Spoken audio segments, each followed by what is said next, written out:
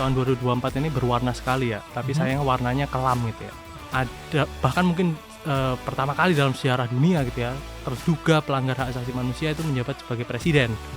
Keberlanjutan yang mau didorong oleh Prabowo Subianto gitu ya, kita bisa baca dan mungkin kita bisa proyeksikan gitu ya, akan juga konsisten gitu ya, memundurkan situasi hak asasi manusia dan juga secara istiqomah juga gitu ya, akan menurunkan lebih jauh tingkat kualitas demokrasi di Indonesia.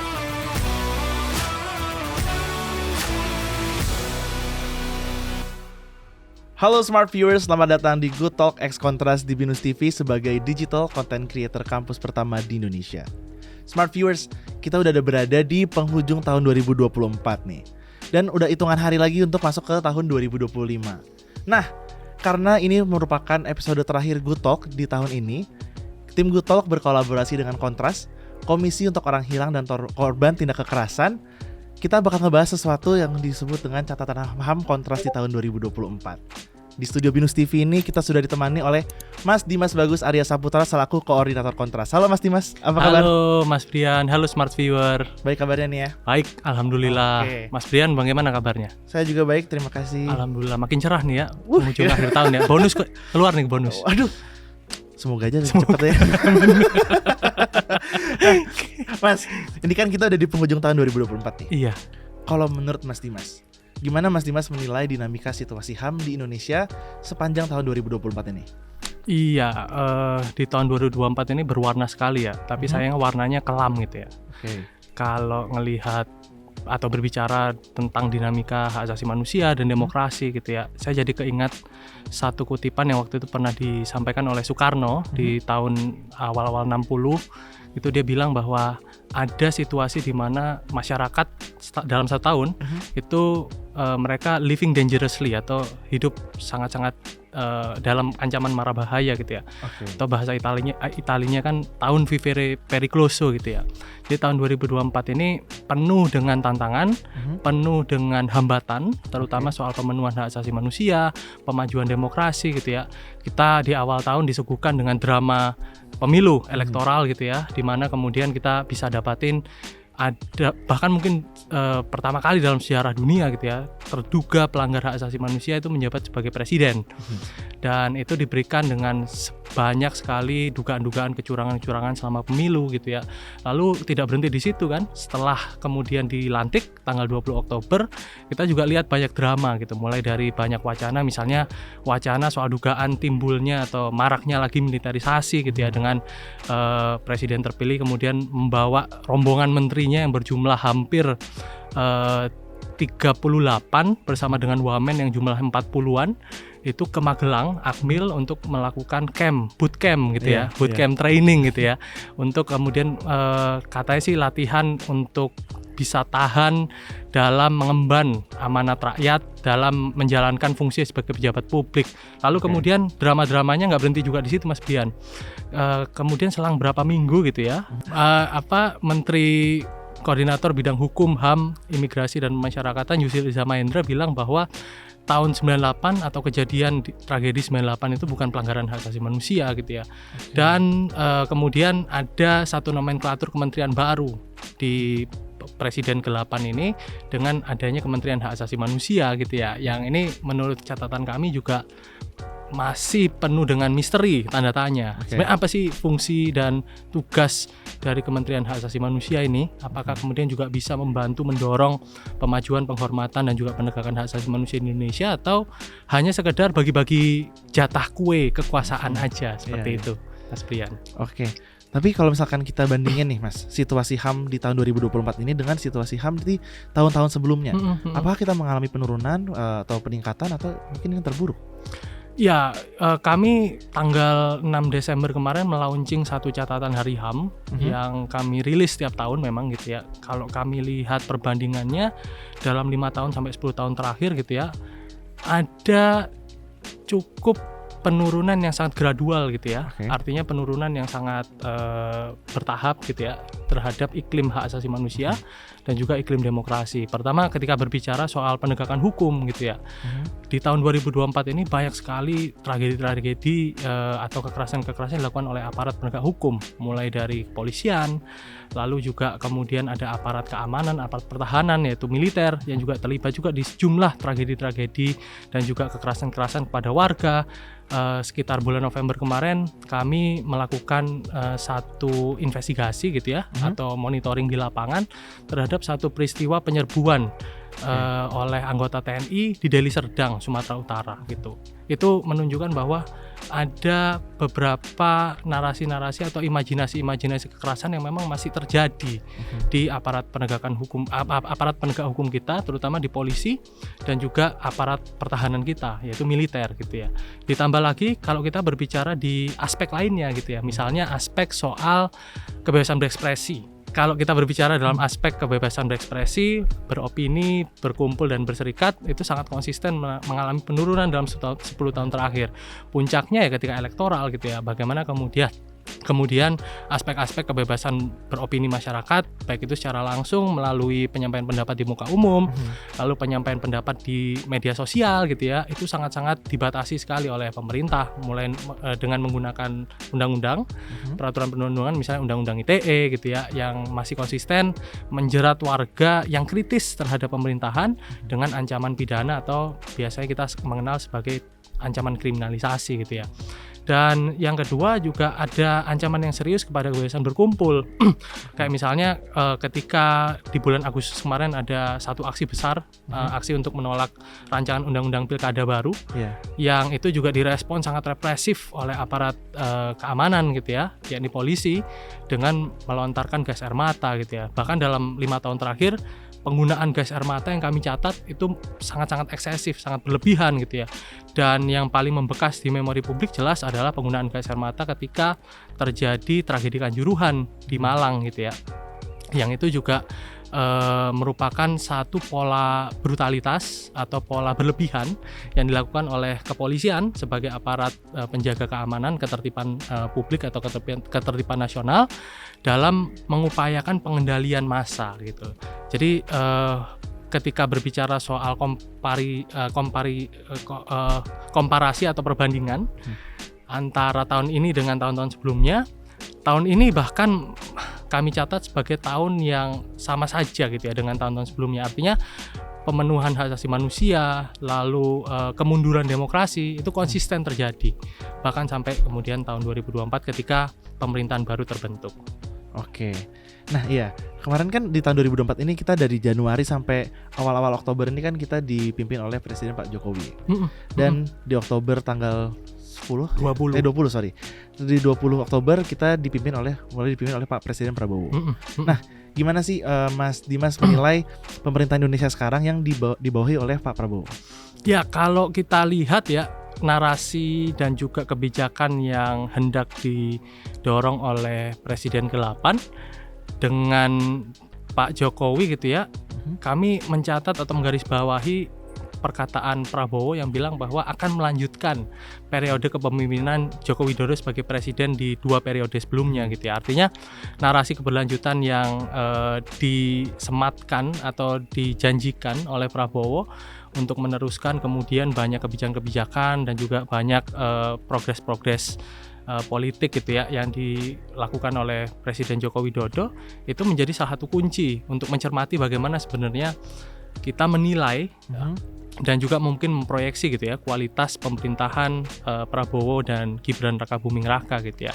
Kalau kita melihat flashback gitu ya, masih akan dilanjutkan proyek Ibu Kota Nusantara gitu ya, yang kalau berdasarkan catatan sejumlah masyarakat sipil, terutama teman-teman di Walhi dan YLBHI, proyek IKN ini ternyata juga meminggirkan masyarakat adat di wilayah Kalimantan Timur begitu ya, di Penajem Pasar, dan juga berdampak buruk pada situasi kemajuan lingkungan atau situasi ekologis yang ada di Kalimantan gitu ya, karena proyek ini kemudian mengancam juga habitat-habitat endemik atau habitat-habitat asli dari tanaman, hewan gitu yang ada di Kalimantan. Lalu juga ada proyek strategis nasional yang juga akan diteruskan oleh Prabowo Subianto melanjutkan dari kepemimpinan dari Pak Joko Widodo gitu. Di mana seperti kita tahu, proyek strategis nasional yang terhampar mulai dari ujung timur Indonesia sampai ujung barat Indonesia itu konsisten kemudian menghasilkan korban-korban jiwa dan juga korban-korban dari masyarakat, baik itu masyarakat kelas pekerja,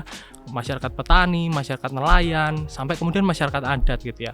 Artinya keberlanjutan yang mau didorong oleh Prabowo Subianto gitu ya, kita bisa baca dan mungkin kita bisa proyeksikan gitu ya, akan juga konsisten gitu ya, memundurkan situasi hak asasi manusia dan juga secara istiqomah juga gitu ya, akan menurunkan lebih jauh tingkat kualitas demokrasi di Indonesia. Karena pertama, kebijakan-kebijakan itu tidak berdasarkan lagi-lagi partisipasi publik yang merata, bermakna gitu ya, dan juga tidak didasarkan pada kebermanfaatan untuk semua pihak gitu ya.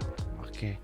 Nah, saya mau tanya nih Mas. Kalau menurut Mas Dimas, apakah masih ada harapan dalam penegakan HAM di Indonesia setelah kita dipimpin oleh Pak Presiden Prabowo? Iya, ini pertanyaan yang tricky ya.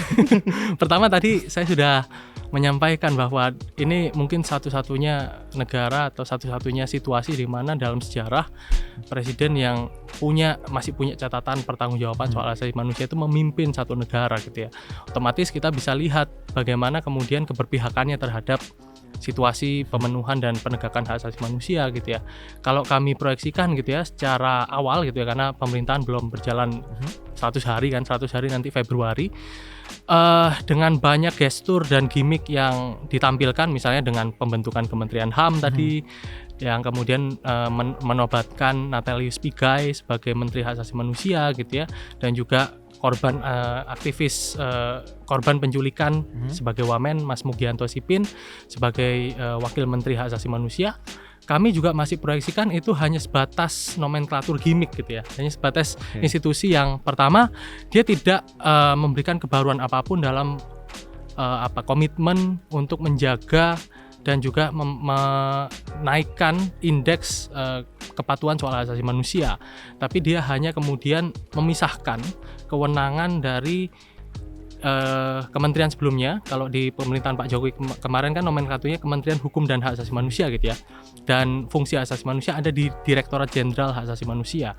Nah, Kementerian HAM ini hanya sebatas memisahkan fungsi Direktorat Jenderal Hak Asasi Manusia dengan 4 fungsi saja. Pertama, fungsi sosialisasi soal aturan-aturan supaya harmonis dengan nilai-nilai hak asasi manusia, terus melakukan serangkaian rekomendasi terhadap aturan-aturan baik aturan nasional maupun aturan daerah supaya dia comply atau supaya dia sesuai dengan nilai-nilai hak asasi manusia. Dan yang ketiga dan keempat itu membantu presiden supaya dapat memberikan kebijakan soal hak asasi manusia gitu ya. Nah, itu bisa kita lihat dari pernyataan Menteri Hak Asasi Manusia di awal kepemimpinannya, dia langsung meminta anggaran 20T, anggaran tambahan 20 triliun gitu ya. Yang kalau kita lihat sebenarnya porsi anggarannya memang sangat minim di Kementerian HAM itu. Kalau nggak salah per tahun itu hanya diberikan uang sekitar 60-70 M untuk operasional dan juga untuk biaya pegawai gitu ya, biaya manajemen gitu. Jadi itu sangat-sangat kita lihat ini sangat-sangat tidak sesuai dengan harapan untuk kemudian dapat meningkatkan indeks kepatuhan dan penegakan soal hak asasi manusia. Nah, yang kedua, di penghujung tahun juga gitu ya, kemarin juga ramai adanya upaya-upaya untuk dalam tanda kutip gitu ya, mensabotase gitu ya, upaya-upaya Komnas HAM dalam melakukan penyelidikan terhadap sejumlah kasus-kasus pelanggaran hak asasi manusia. Misalnya kasus yang tengah diselidiki oleh Komnas HAM itu adalah kasus pembunuhan aktivis hak asasi manusia menurut saya Talib gitu ya, yang terjadi di tahun 2004 silam gitu ya. Ada skenario besar yang dilakukan oleh politisi-politisi gitu ya untuk kemudian dapat mengganggu jalannya penyelidikan oleh Komnas HAM. Jadi dengan memproyeksikan dan dengan membaca situasi seperti itu, kita bisa bilang bahwa benar bahwa ungkapan Bung Karno bahwa mungkin tahun ini dan tahun-tahun depan sampai mungkin tahun 2029 adalah the years of living dangerously gitu ya, atau hidup dalam ancaman mara bahaya, atau bahasa Italianya tadi ya vivere pericoloso itu. Kita sebagai rakyat itu harus berhadapan dengan akrobat-akrobat elit, sementara di sisi lain elit juga makin banyak menekan publik dengan kemarin yang ramai adalah pajak PPN 12% gitu ya. Lalu sejumlah kenaikan dan juga pencabutan subsidi gitu ya.